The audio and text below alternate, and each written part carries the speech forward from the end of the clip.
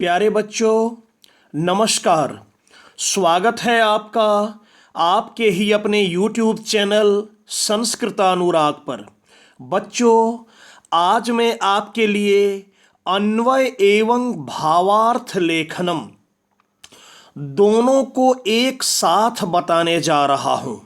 अर्थात आज के इस वीडियो में मैं आपको अन्वय एवं भावार्थ लेखनम का तुलनात्मक अध्ययन आपको कराने वाला हूँ।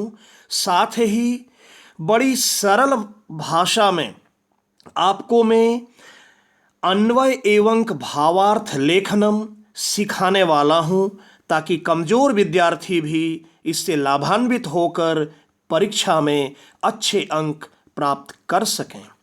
आज का यह वीडियो कक्षा 8 से लेकर कक्षा 12 तक के बच्चों के लिए उपयोगी है। तो लीजिए, प्रस्तुत है अन्वय एवं भावार्थ लेखनम। सबसे पहले अन्वय का शाब्दिक अर्थ है पदों का पारस्परिक संबंध एवं तालमेल। वहीं भावार्थ लेखनम का तात्पर्य सरल संस्कृत भाषा में श्लोक का अर्थ लेखन। अन्वय में पदों का आपस में तालमेल होता है और भावार्थ लेखनम में सरल संस्कृत भाषा में श्लोक का अर्थ लेखन किया जाता है। अब देखिए, अन्वय एवं भावार्थ लेखनम में ध्यान देने योग्य कुछ महत्वपूर्ण बातें हैं, जिसकी चर्चा मैं यहाँ करने जा रहा हूँ। अन्वय एवं भावार्थ लेखनम दोनों ही श्लोक के आधार पर किया जाता है। बच्चों, अन्वय और भावार्थ लेखनम दोनों श्लोक के आधार पर किया जाता है। श्लोक दिया हुआ रहता है, उसके आधार पर अन्वय करना होता है और उसी के आधार पर भावार्थ लेखनम भी करना होता है। अतः प्रदत्त श्लोक का अर्थात दिए गए श्लोक का हिंदी अर्थ अच्छी तरह से समझना आवश्यक होता है। दूसरी बात, अन्वय एवं भावार्थ लेखनम दोनों में अधिकांशतः क्रिया का प्रयोग वाक्य के अंत में किया जाता है। श्लोक में क्रिया का प्रयोग प्रारंभ में, बीच में या अंत में किया जाता है, क्योंकि उससे उसके हिंदी अर्थ में कोई अंतर नहीं आता है। संस्कृत में यह हमें छूट है कि हम क्रिया, कर्ता और कर्म को आगे पीछे कहीं भी लगा सकते हैं। उसमें किसी भी प्रकार की व्याकरणिक गलती नहीं होती है। जबकि अन्वय एवं भावार्थ लेखनम में अधिकांशतः क्रिया का प्रयोग वाक्य के अंत में किया जाता है, जैसा कि आमतौर पर हिंदी में किया जाता है। दोनों में ही श्लोक के अर्थ को सामान्य संस्कृत भाषा में लिखा जाता है। अर्थात अन्वय और भावार्थ लेखनम दोनों में सामान्य संस्कृत भाषा में, सरल संस्कृत भाषा में अर्थ को लिखा जाता है। आजकल अधिकांश परीक्षाओं में अन्वय एवं भावार्थ लेखनम दोनों को बहुत ही आसान कर दिया गया है, क्योंकि दोनों में प्रश्न रिक्त स्थानों की पूर्ति के माध्यम से पूछे जाते हैं। अर्थात पहले श्लोक दिया रहता है, फिर अन्वय या भावार्थ लेखनम किया हुआ रहता है और उससे कुछ शब्द हटा लिए जाते हैं, और जो शब्द हटा लिया गया आपको केवल उन्हीं शब्दों को सही स्थान पर लगाना है, रखना है। और तो और सबसे प्रसन्नता की बात यह है आपके लिए बच्चों, देखिए अंतिम पॉइंट, कि अन्वय एवं भावार्थ लेखनम दोनों में ही आपकी सहायता के लिए मंजूषा में शब्द भी दिए हुए रहते हैं। कितना आसान! पहले श्लोक दिया रहेगा, फिर अन्वय या भावार्थ लेखनम किया हुआ रहता है और उसमें कुछ शब्द गायब कर दिया जाता है और आपकी सहायता के लिए मंजूषा में शब्द भी दिए हुए रहते हैं। अर्थात आपको मंजूषा में दिए गए शब्दों की सहायता से ही अन्वय एवं भावार्थ लेखनम करना होता है। दोनों ही बहुत ही आसान प्रश्न है, आप इसे अच्छी तरह से समझिए और परीक्षा में बहुत अच्छे अंक आप प्राप्त करें। लीजिए पहला श्लोक, संपत्तौ च विपत्तौ च महताम एक रूपता उदये सविता रक्तो रक्तश्चास्तमये तथा। कहता है कि संपत्तौ च विपत्तौ च, संपत्ति और विपत्ति दोनों में ही महान लोग, जो श्रेष्ठ लोग होते हैं, उनकी एक रूपता बनी रहती है, वे एक समान रहते हैं, चाहे संपत्ति हो या विपत्ति, उनमें उनकी एक रूपता बनी रहती है। सामान्यतया यह देखने को मिलता है, सामान्य लोग क्या करते हैं, यदि आपके पास धन आ गया, आपके लिए कोई बहुत अच्छा शुभ समाचार है, तो व्यक्ति इतराने लगता है, और यदि कोई मुसीबत आ गई तो वह रोने लगता है, वह अपने आप पर काबू नहीं पा पाता है। जबकि महान लोग, श्रेष्ठ लोग संपत्ति और विपत्ति दोनों में ही अपनी एक रूपता को यथावत बनाए रखते हैं। जैसे देखिए क्या कहा, उदय सविता रक्तो रक्तश्च अस्तमये तथा। जैसे सूर्य उदय के समान भी लाल रंग का होता है, जब सूर्योदय होता है तो सूर्य लाल रंग का होता है, और जब वह अस्त होता है, जब वह डूबता है, उस समय भी उसका रंग लाल वर्ण ही होता है। वह अपनी एक रूपता को बनाए रखता है, उदय काल में भी और अस्त काल में भी। तो श्लोक का हिंदी अर्थ आप अच्छी तरह से समझ चुके हैं। अब देखिए सबसे पहले अन्वय। महताम खाली जगह है, चौ विपत्तौ चौ फिर खाली जगह भवती, तो सबसे पहले हो जाएगा संपत्तौ। मंजूषा में भी देखिए शब्द दिया है अस्तमय, संपत्तौ एक रूपता और रक्तः, तो एक नंबर में हो जाएगा संपत्तौ। महताम संपत्तौ च विपत्तौ च एक रूपता भवती, दो नंबर में हो जाएगा एक रूपता भवती, यथा सविता उदये रक्तः भवती। जिस प्रकार सूरज उगने के समय रक्त अर्थात लाल रंग का होता है, तथा अस्तमय अस्त के समय, डूबने के समय, चार नंबर में हो जाएगा अस्तमय चौ रक्तः भवती।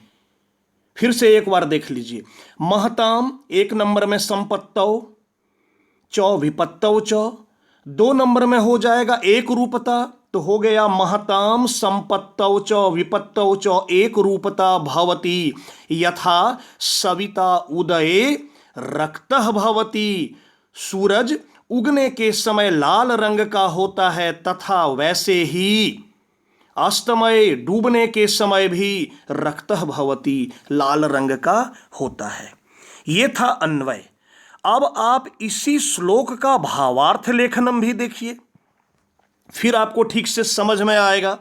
देखिए भावार्थ लेखनम, अस्य भावो अस्ति, इसका भाव है यत कि यथा सूर्यः, जिस प्रकार सूरज, सबसे पहले यहां भी देखिए मंजूषा में शब्द दिया जनाः विपत्तौ उदये रक्तः, तो अस्य भावो अस्ति यत यथा सूर्यः उदये समये, सबसे पहले हो गया उदये एक नंबर में, उदय समय रक्तः भवती, उदय के समय लाल रंग का होता है, तथैव च उसी प्रकार अस्ते समय, अस्त के समय, अपि भी क्या हो जाएगा, दो नंबर में रक्तः रक्तः भवती।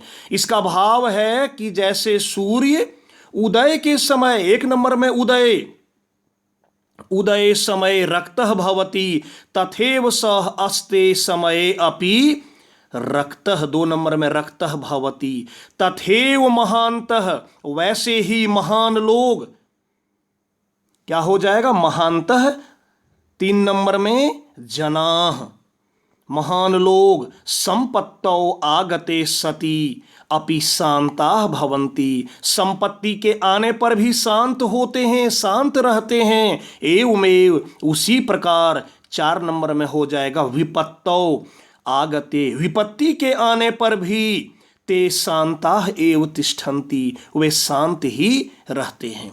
एक बार फिर से देख लीजिए, अस्य भावो अस्ति यत यथा सूर्यः, 1 नंबर में हो गया उदय समय रक्तः भवति तथैव सः अस्ते समय अपि, 2 नंबर में हो जाएगा रक्तः भवति तथैव महान्तः, 3 नंबर में जनाः संपत्तौ आगते सति अपि शांताः भवन्ति एवमेव विपत्तौ आगते अपि ते शांताः एव तिष्ठन्ति। कितना आसान है, बहुत ही आसान है। और यह प्रश्न आपकी परीक्षा में अनिवार्य रूप से पूछा जाता है, इसलिए आप इसको ठीक से समझ लीजिए। चलिए एक और श्लोक का अन्वय एवं भावार्थ करके देखते हैं। देखिए दूसरा श्लोक, यह दोनों ही श्लोक सुभाषितानी पाठ से लिया गया है, 10वीं कक्षा की पाठ्य पुस्तक सेमुसी द्वितीय भाग के। देखिए दूसरा श्लोक, विचित्रे खलु संसारे नास्ति किंचित निरर्थकम, विचित्र है यह संसार, इस संसार में कोई भी वस्तु निरर्थक नहीं है, इस संसार में कोई भी वस्तु बेकार नहीं है। देखिए दूसरी पंक्ति में, अश्वचेद धावने वीरः, अश्व मतलब घोड़ा, जैसे घोड़ा दौड़ने में वीर होता है, भारस्य वहने खरह, खरह कहते हैं गदहा को,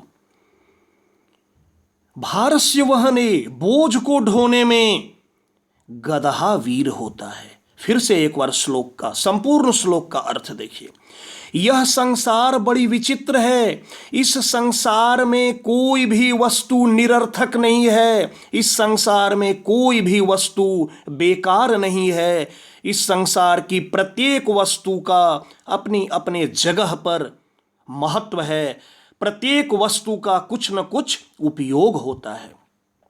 और दूसरी पंक्ति में कहा कि जिस प्रकार घोड़ा दौड़ने में वीर होता है, वैसे ही या उसी प्रकार बोझ ढोने में गदहा वीर होता है। दोनों ही वीर है, दोनों का अपना अपना प्लेस वैल्यू है, अपने अपने जगह पर दोनों का महत्व है। तो अर्थ आपने समझ लिया, अब अन्वय करते हैं।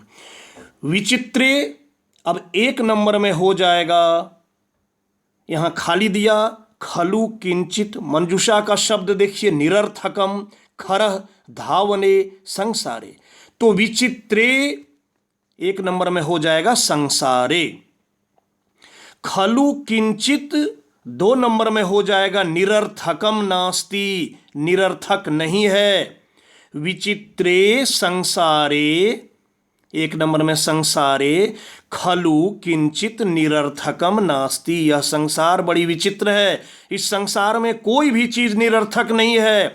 अश्वः चेद 3 नंबर में हो गया धावने वीरः, तरही भारस्य वहने 4 नंबर में हो जाएगा खरः वीरः अस्ति। बहुत आसान था। अब देखिए इसी श्लोक का भावार्थ, अस्य श्लोकस्य भावो अस्ति यत्, इस श्लोक का भाव यह है कि अस्मिन् विचित्रे, इस विचित्र, मंजूषा में शब्द है संसारे अश्वस्य कार्यम और निरर्थकम, तो यहां हो जाएगा अस्य श्लोकस्य भावो अस्ति यत् अस्मिन् विचित्रे 1 नंबर में संसारे, इस श्लोक का भाव यह है कि इस विचित्र संसार में किंचिदपि वस्तु, कोई भी वस्तु, 2 नंबर में हो गया निरर्थकम नास्ति, निरर्थक नहीं है, यतः, क्योंकि यदा धावनस्य कार्यम भवति, जब दौड़ने का काम होता है, तदा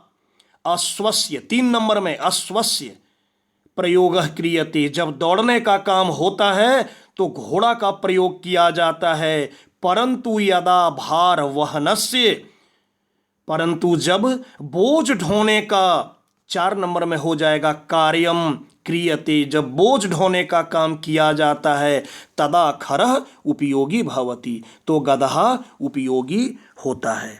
तो बहुत आसान है बच्चों, आप इसको अच्छी तरह से समझ लिए और आप इसका अभ्यास कर लें ताकि आप अपनी परीक्षा में अच्छे अंक प्राप्त कर सकें।